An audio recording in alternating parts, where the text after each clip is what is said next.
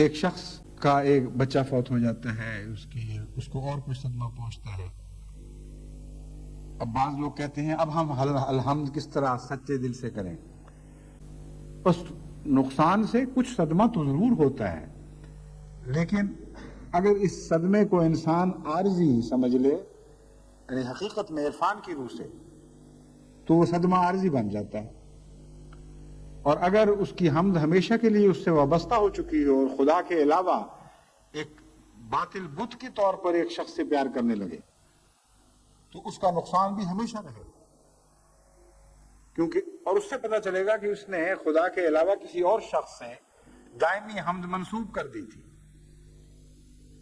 بس دیکھیں، ایسے صدمے کے بعد اس کی پہلی نماز کی پہلی رکعت بے اختیار اس کی توجہ اس طرف مبذول کرا دیتی ہے کہ الحمدللہ رب العالمین، روز تمہیں یہ سبق دیا گیا، روز تم نے غور سے پڑھا، جانتے ہو اچھا بھلا کہ خدا کے سوا کوئی حمد نہیں ہے. تو اگر یہ چیز ضائع ہوئی تو خدا ہی نے تو حمد عطا کی تھی. اس لیے اگر کوئی حمد عطا کرنے والا اپنی چیز واپس لیتا ہے تو واپس دیتے وقت بھی تو شکریہ ادا کیا جاتا ہے، شکوے کا وقت تو نہیں ہوا کرتا.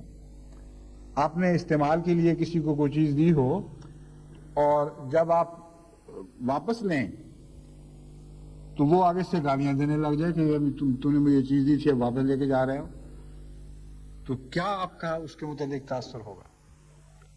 لیکن اگر وہ شریف و نفس ہے تو واپس دیتے وقت بھی شکریہ ادا کرے گا. لیکن یہ شکریہ تبھی ادا ہو سکتا ہے اگر مالک یوم الدین پر نظر ہو. جس کو انسان مالک کل سمجھتا ہے اسی کا شکریہ ادا کیا کرتا ہے، اور اس کے واپس لینے پر کوئی ناراضگی پیدا نہیں ہو سکتی.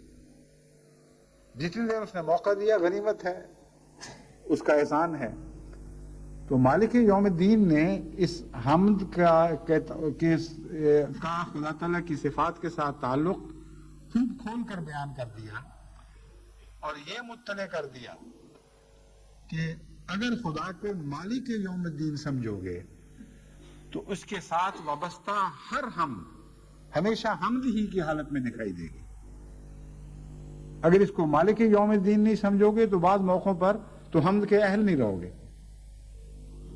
جب کسی پہلو سے تمہیں اطلاع پیش آئے گا، کوئی چیز تمہیں اس میں سے واپس لی جائے گی، تم آپ جو مالک بن بیٹھے ہوگے، ہمیشہ کے لیے اپنا بنا چکے ہوگے، ہمیشہ کے لیے اس کے ہو چکے ہوگے، تو مالک یوم الدین کہاں رہا؟ پھر خدا تو اس کی ملکیت سے پھر الگ ہو گیا.